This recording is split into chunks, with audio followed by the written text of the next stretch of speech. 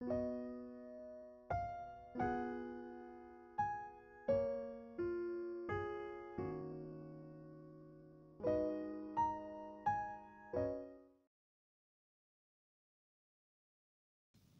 sejahtera bagi Bapak Ibu dan saudara-saudara yang dikasihi dan yang mengasihi Tuhan. Kita bersyukur kepada Tuhan jika pada saat ini kita kembali memenuhi panggilan Tuhan untuk mewujudkan ibadah di tempat kita masing-masing. Dan tentu juga bersyukur karena karya kebaikan Tuhan senantiasa hadir dalam kehidupan kita sampai dengan saat ini dan berharap seterusnya sepanjang kehidupan kita semua. Pada hari ini khotbah bertemakan percaya dan mengeluarkan buah. Diambil bacaan dari Kisah Para Rasul pasal yang ke-7 ayat ke-55 sampai dengan ayat yang ke-60, disambung dari Injil Yohanes pasal yang ke-14 ayat yang pertama sampai dengan ayat yang ke-14. Saudara yang dikasihi dan yang mengasihi Tuhan, saya berharap dan pastilah Bapak Ibu dan saudara sepakat, mungkin pada saat ini kita akan memahami renungan atau khotbah hari ini sesaat.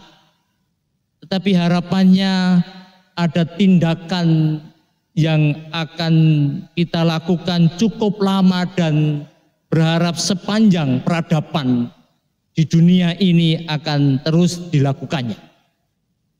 Mengapa? Karena ada reaksi kontroversial menurut saya begitu terhadap sosok Stefanus yang mengambil sebuah tindakan yang tidak lazim di planet bumi pada waktu itu. Sebab pada Kisah Para Rasul pasal yang ke-7 ayat yang ke-60 terucap demikian. Tuhan, janganlah tanggungkan dosa ini kepada mereka. Sebuah ungkapan yang muncul dari sosok Stefanus pada saat ada gempuran, ada penganiayaan, ada sikap yang tidak baik yang dialamatkan kepadanya oleh beberapa orang. Tetapi justru sosok Stefanus yang dianiaya itu mengeluarkan sebuah ungkapan yang tidak lazim bahasa saya. Tuhan, janganlah tanggungkan dosa ini kepada mereka. Kontroversial yang dimaksudkan di sini adalah banyak manusia, pasti juga di antara kita, ketika mendapatkan perlakuan yang tidak senonoh, ketika kita mendapatkan perlakuan yang membuat kita hancur, ketika perlakuan penganiayaan itu kita terima, manusia kita, karakter kita setidak-tidaknya melakukan bertahan atau bahkan mungkin menyerang balik. Tetapi justru dalam sosok Stefanus itu mengeluarkan seperti mutiara yang tidak bisa ternilai harganya. Orang-orang yang menganiayanya justru didoakan dan memiliki pemahaman yang tidak masuk di naluri manusia. Orang-orang yang menganiayanya justru dimintakan kepada Tuhan, janganlah tanggungkan dosa ini kepada mereka. Nah, dari sini Bapak Ibu dan saudara yang terkasih, seruan yang muncul dari sosok Stefanus adalah seruan yang saya seringkali menyebutnya dengan kata-kata militia Christi. Militansi Kristen yang berisikan nilai kemanusiaan tingkat surgawi menurut saya. Sebab di sana bermaknakan ungkapan suci yang memohon supaya orang-orang yang menganiaya itu tidak mendapatkan hukuman begitu. Bahkan ada ungkapan yang seolah-olah biarkanlah Aku seorang Stefanus yang menanggungnya. Nah, saudara-saudara yang dikasihi dan yang mengasihi Tuhan, dari sinilah ada satu nilai yang menurut saya perlu kita cerna dan cermati dan hayati dan pahami. Bahwa seluruh ciptaan Tuhan, apapun yang mereka lakukan begitu, nampaknya juga memiliki kesempatan dan peluang untuk mendapatkan belas kasihan dan keselamatan. Sehingga Tuhan janganlah tanggungkan dosa ini kepada mereka adalah sebetulnya sebuah harapan begitu. Jangan sampai orang ini terus-menerus melakukan dosa. Sebab engkau juga adalah ciptaan Allah yang memiliki hak untuk mendapatkan belas kasihan dan keselamatan. Nah, tindakan militia Kristi yang keluar dari sosok Stefanus adalah buah dari orang yang percaya. Adalah hasil yang nyata orang percaya itu yang mengeluarkan buah kebaikan. Nah, saudara-saudara yang dikasihi dan yang mengasihi Tuhan Yesus Kristus, satu nilai esensi dari Stefanus ini, kita bisa melihat beberapa hal, di antaranya adalah berbuat baik bagi manusia, terutama mereka yang percaya, dan itu adalah saudara dan saya. Tidak dibatasi kepada siapa saja, termasuk kepada mereka yang memojokkan dan menganiaya kita. Memberi peluang untuk orang lain mendapatkan kasih dan keselamatan. Tidak dibatasi. Terjadi kepada semua orang, termasuk mereka yang berbuat jahat sekalipun kepada kita. Disinilah sebenarnya ada pengertian kebaikan orang-orang percaya yang kita tadi bisa teladani dari sosok Stefanus, dan pastilah berbuah kepada saudara dan saya dan kepada semua orang yang percaya, mengarahkan supaya mereka yang senantiasa berbuat jahat itu untuk segera bertobat, supaya tidak semakin hancur kehidupan manusianya, supaya mereka tidak berlama-lama untuk melakukan hal-hal yang jahat dan kembali kepada kitoh kemanusiaan yang sejati sebagai ciptaan Tuhan yang penuh dengan belas kasihan dan keselamatan itu. Yang berikutnya,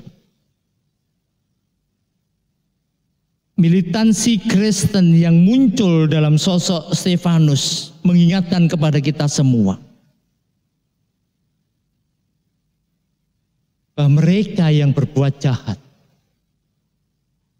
bahwa mereka yang senantiasa tenggelam dalam kegelapan dan dosa, kita juga bisa memberi peluang kepada mereka yang jahat untuk segera juga mendapatkan pengampunan, bukan hukuman. Inilah yang tadi saya mengatakan, mungkin khotbah ini kita bisa memahami sesaat saja.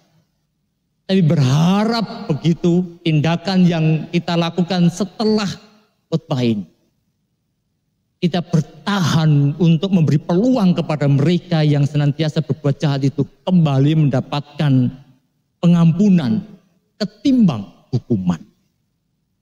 Nah, bagi kita saudara yang dikasihi dan yang mengasihi Tuhan, yang sudah dan senantiasa memberlakukan militansi Kristen dalam kehidupan kita, mari kita senantiasa membuka hati kita untuk mereka yang jahat, supaya mereka tidak terus-menerus hanyut dalam kejahatan mereka, tetapi mereka segera sadar untuk kembali mendapatkan pengampunan karena mereka juga sama seperti kita mendapatkan belas kasihan dan keselamatan dalam hak kehidupannya. Nah, bagaimanakah kemudian kita caranya untuk kita bisa bertahan dan meneladani sosok Stefanus? Di Yohanes pasal yang ke-14 ayat yang ke-12 saya membaca demikian. Aku berkata kepadamu, sesungguhnya barang siapa percaya kepadaku, ia akan melakukan juga pekerjaan-pekerjaan yang aku lakukan. Bahkan pekerjaan-pekerjaan yang lebih besar daripada itu. Sebab aku pergi kepada Bapa. Militansi Kristen yang sumbernya berasal dari Kristus, yang sudah ada dalam kehidupan saudara dan saya. Maka kita berlakukan sama seperti Yesus memberlakukan kehendak Allah Bapa dalam hidupnya. Maka demikianlah juga terjadi apa yang dilakukan oleh Kristus, pekerjaan-pekerjaannya juga yang senantiasa kita lakukan. Termasuk yang paling utama adalah mengasihi sesama seperti mengasihi diri kita sendiri. Tanpa ada batasan. Termasuk sama seperti yang dilakukan oleh Stefanus. Mengasihi mereka yang menganiaya. Nah, Tuhan juga memberikan pengharapan kepada kita. Di ayat yang ke-13, dan apa juga yang kamu minta dalam namaku, aku akan melakukannya, supaya Bapa dipermuliakan di dalam Anak. Dan apa juga yang kamu minta, memiliki sebuah pemahaman yang sangat mendasar. Apa saja yang kita minta dalam nama Yesus, selagi yang kita lakukan itu adalah konsep militia Christi, yang kita lakukan adalah pekerjaan-pekerjaan Kristus, maka itu yang Tuhan akan sediakan. Supaya kita tidak salah memahami. Jika kamu minta sesuatu kepadaku dalam namaku, aku akan melakukannya. Itu tandanya jika kita melakukan militansi Kristen dan kita melakukan pekerjaan-pekerjaan Kristus, itu yang sebenarnya yang Tuhan lengkapi, bukan yang lainnya. Dan pastilah kita tidak akan pernah melakukan sesuatu yang di luar Kristus. Anak-anak Tuhan yang percaya itu melakukan sesuatu untuk mengeluarkan buah. Tuhan memberkati kita. Kita mengambil saat teduh.